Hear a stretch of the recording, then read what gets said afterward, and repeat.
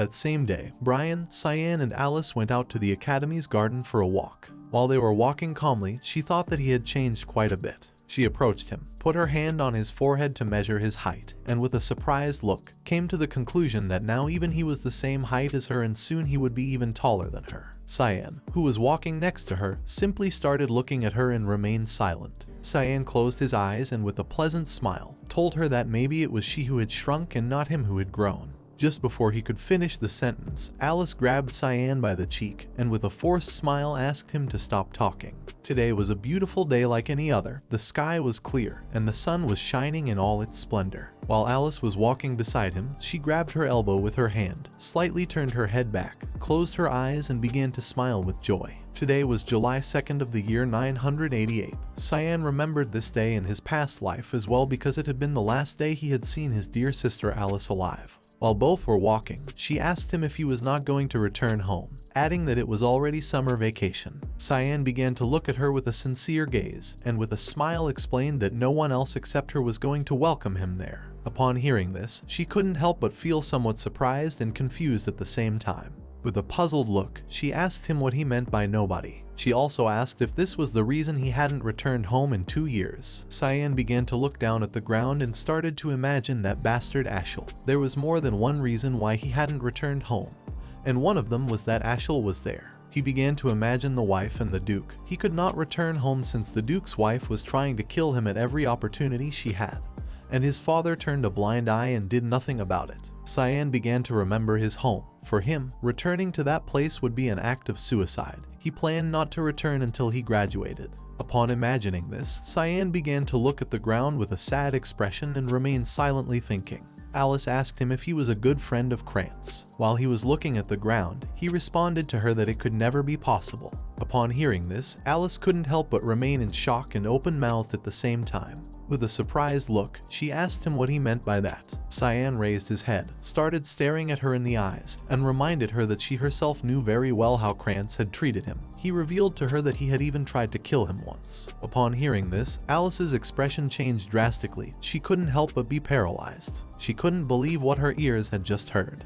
Brian, who was behind them, approached, put his hand on his chest, and with a sincere look told her that he could also vouch for it. Alice turned her body to the side, started looking at Brian with a confused look and asked Cyan who he was. He turned around and introduced Brian Kendrick as his guardian knight. Alice put her hand over her mouth and was somewhat surprised. Now she understood why he had been following them. Seeing her expression, Brian was disappointed. He didn't know why she had reacted this way.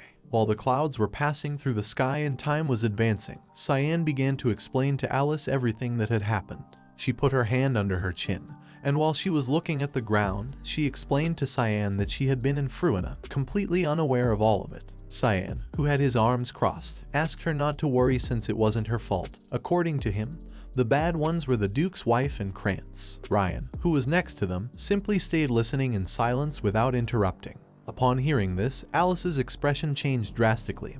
Her eyes filled with rage. She couldn't believe that this had really happened. Upon seeing her expression, with a calm look, Cyan caught her attention. Upon hearing his voice, Alice came out of her trance, started looking at him and remained silent. Alice, who had one hand under her chin, put the other on her arm, started looking at Cyan and asked him if he had talked to anyone about this. He closed his eyes and responded to her that everything was in the past. According to him, it didn't make much sense to talk about it. He opened his eyes, and with a calm look he explained to her that Krantz did not seem to be reflecting on his actions. At that moment, she began to extend her hand towards him. She approached him and gave him a hug. Seeing this, Cyan was somewhat confused and surprised at the same time. While a drop of sweat was falling from his cheek, he started looking at her with a confused look and couldn't help but start wondering what was happening.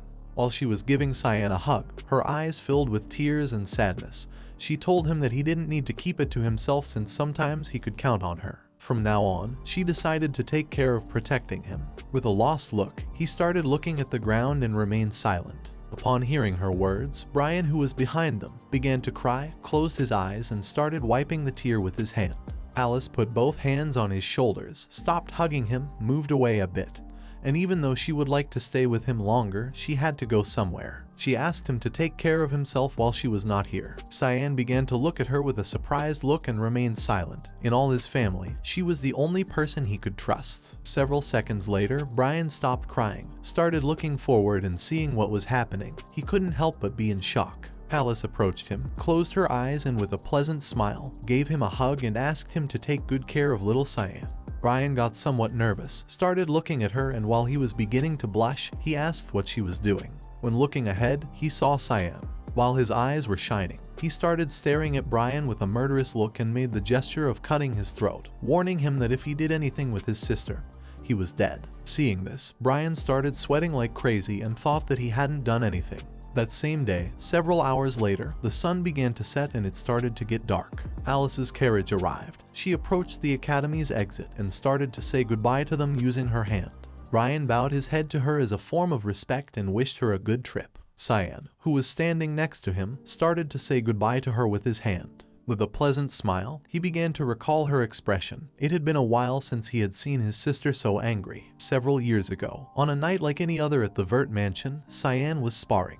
He had all his clothes worn out and wounds all over his body. Someone attacked him, but he managed to block the attack at the last second. He started looking at the wooden sword, clenched his teeth tightly and thought this was not good. Due to the difference in strength, he fell to the ground. The person who was sparring with him was none other than Krantz. While he had the sword resting on his shoulder, he put his other hand on his waist, started to look at him and was somewhat surprised to see that he was already done. He began to stare intently at Cyan and with a smile asked him to get up, calling him a piece of shit orphan. Cyan entered into a panic, and while he was sweating like crazy, he started to look at Krantz with a gaze full of terror and asked him to stop, adding that he had already won. Krantz began to get tired of so much talk, and just before Cyan could finish speaking, he approached him and using the handle of the wooden sword gave him a strong blow on the cheek, causing his body to be thrown backward. Then, he began to smile, grabbed the sword tightly and started swinging it quickly, giving Cyan a chain of blows. He was enjoying every second of this moment. At that moment, someone appeared and gave Krantz the order to stop. Upon hearing this, his expression changed drastically. He couldn't help but start sweating and thought that this wasn't good. When looking to the side, he saw Alice. With a confused look, he began to wonder what she was doing here. Alice, who had her hands on her hips, approached him and with a serious look asked him what he was doing. With a piercing look, she gave Krantz the order to apologize right now. Back to the present, Cyan went to the royal hall.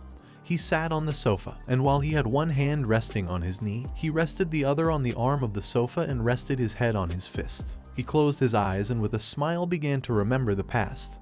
He had also seen that face once in his past life. He knew that the Duke's house was going to be in an uproar very soon. He opened his eyes and with a serious look thought that Alice needed to know the truth about her family. In his past life, on the battlefield, Alice was surrounded by monsters. She had lost an arm. Her clothes were torn. She was bleeding. But despite this, she grabbed the sword with her other hand and with a look full of determination did not give up. Cyan needed her to know the truth about her family so that in this way he could protect her from the miserable future. While he was deep in his thoughts, someone holding 2 envelopes approached him and caught his attention. This person was Brian. Upon hearing his voice, Cyan snapped out of his trance, started looking at the envelopes, and asked him where he had gotten them from. Brian, who was holding the envelopes, with a serious look explained to him that one envelope was from the academy, and the other envelope he had gotten from some janitor. Upon knowing this, Cyan first took the black envelope. Seeing this, Brian was somewhat surprised. Brian asked him if he wasn't going to take the red envelope. Cyan replied that that envelope was probably from the palace. When looking a little more closely, he realized that Cyan was right since this envelope had the seal of the imperial family. He grabbed the envelope with both hands, started staring at it intently with a curious look and couldn't help but wonder what they had sent. Karam appeared behind them. She peeked over Brian's shoulder, started looking at the envelope with a surprised look and asked them what it was. While she had one hand resting on her waist, she put the other under her chin and began to wonder who had sent these envelopes. Cyan grabbed the envelope with both hands, started to open it, and with a lost look explained to them that they were going to celebrate a banquet around this time of year. Upon opening the black envelope, he saw that there was a black card inside. It didn't take him long to realize that it was an assassination order. The murder of Drenian Nephiles, which had been quite a significant incident that occurred during the palace banquet. He began to look at the card with a serious gaze and remembered that Drenian was the younger brother of the current empress. This incident had been a great shock. While he was lost in his thoughts, Karam, who had her hand resting on her waist, approached him and asked if he was going to attend the banquet. Hearing her voice, Cyan, who was holding the card with one hand, came out of his trance, started looking at her with a calm gaze and replied that yes, adding that he had business there. He began to imagine Sarika touching her glasses and smiling. He remembered that in his past life, someone else had been assigned to this mission. He supposed that Master Hall liked him, which is why she had entrusted this mission to him this time. For him this was also annoying. Karam approached Brian, took the envelope, and upon looking at it a bit more closely realized that it was from Princess Erin. Cyan, who was looking at the ground, asked her if this was true. She put her hand near her mouth, started laughing, and explained to him that she had thought he was just a little boy. Now she realized that this wasn't true since he had received a love letter. Cyan began to tire of her jokes and used the technique restriction of the demonic sword. Due to this, Karam was paralyzed and fell face first to the ground, breaking it into pieces. Cyan, who was sitting on the sofa, turned his head towards Brian and asked him to make preparations to go to the palace. Brian started sweating and responded with an understood. At that moment, someone entered the royal hall, called Cyan Daddy, and told him she was hungry. Brian started to look to one side, and upon seeing what was in front of his eyes, he couldn't help but stay in shock and open mouth. He asked Cyan to also look. Cyan obeyed him, started to look to one side, and with a confused look asked him what the matter was. Upon seeing what was in front of his eyes, Cyan also remained in shock and couldn't help but start sweating. He didn't know what was happening. The one who had entered the royal hall was none other than Nana. With one hand she was holding a stuffed animal, and with the other she was wiping her eye. She had just woken up from a nap. Compared to before, she had grown. She was no longer a little girl. Her dragon wings were bigger and so were her horns. Cyan couldn't believe that she had grown even more. The next day someone arrived at Vert Mansion, and using all their strength, opened the main door. This person was none other than Alice. Upon opening the door she encountered some servants. Some were maids, others butlers, and others waiters. All were surprised to see her. The head butler, who wore glasses, turned his head towards her and couldn't help but be surprised to see that she had arrived. She clenched both fists, began to stare intently at the butler with a look full of hatred, and asked him where the Duchess was. The Duchess was in the main hall. She was sitting on the sofa and reading a book and drinking coffee. Upon hearing the commotion, she began to look towards the door with a confused look and couldn't help but start wondering what was happening. Alice opened the door forcefully, and as she was slowly approaching her, she started to look at the ground. Upon seeing her, the Duchess was surprised. While a drop of sweat was falling from her cheek, she asked Alice how she had been. Just before she could finish the sentence, Alice extended her hand to one side, started staring at her with a look full of hatred, and without hesitating for even a second gave her a strong slap in the face. This is the end of the video. If you guys want to see the next part, then don't forget to subscribe and like the video.